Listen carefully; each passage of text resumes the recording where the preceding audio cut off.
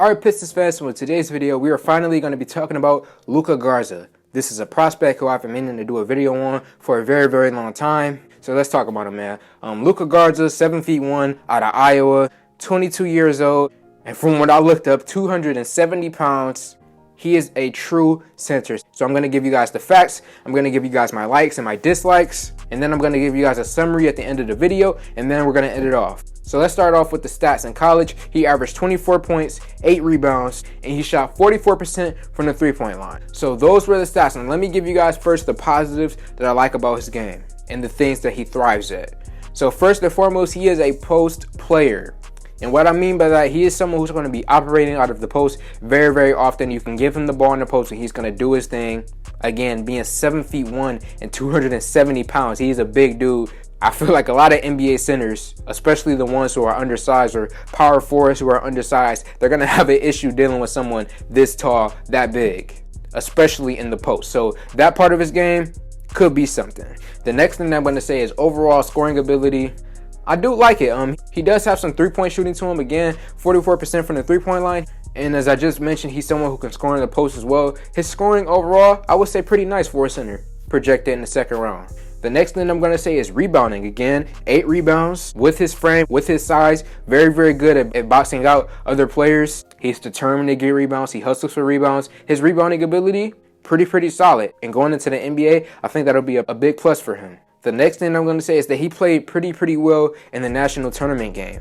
And actually, just not the national tournament, in the regular season as well. He took, him at Iowa. He helped contribute to Iowa having a pretty successful season. So that's a good thing as well. And then my last positive thing that I'm going to mention is straight up his presence. All right. Just simply having a guy who's 7'1", 270 plus pounds, having that type of presence in the paint on offense and on defense. The presence of having someone like that is very, very huge. Now let's move to the negative portion of the video. And the first thing that I have to say is his defense. For someone his size, he is not someone who's a rim protector like that. Unfortunately, because with that size, you would expect him to be someone who's just a beast, a monster in terms of defense. But he's not that. He's really not there yet. He maybe does have some defensive potential, but as a defender right now, I feel like he's going to struggle as soon as he goes to the NBA. And that also, in terms of guarding guys who are point guards, shooting guards, in terms of pick and roll plays, he's going to struggle with that because on my next point that I'm going to mention, his athleticism, he is not an athletic guy at all. He's pretty slow. And he will have much difficulty and much trouble in the pick and roll once he moves to the NBA level. That's going to be a big problem for him.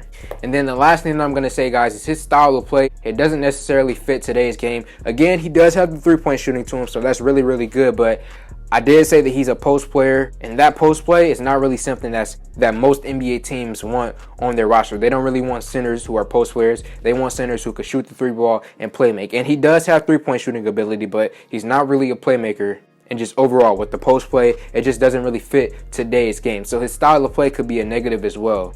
And then lastly, my last point that I'm going to mention is that I feel like someone like this is going to have many injury issues in his career, especially if he somehow has a long career. If he's playing for 10 plus years, he's going to have issues with his knees. We've seen this before. Guys who are that tall, weigh that much, all of them at some point in their career go down with the injury. So picking someone up like this, at some point he's going to go down with the injury. It's just going to happen.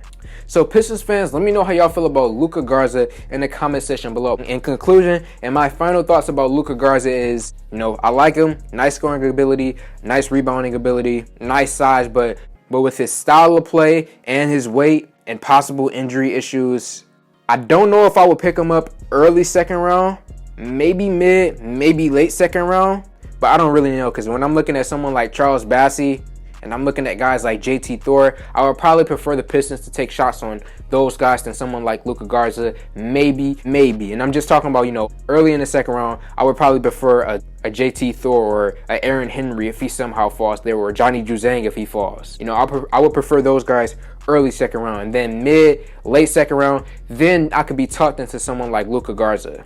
But as of right now, Luka Garza, like him, nice scoring ability, nice rebounding ability, but overall, I'm not really sure if someone like him would be good for the Pistons, especially with us having Isaiah Stewart.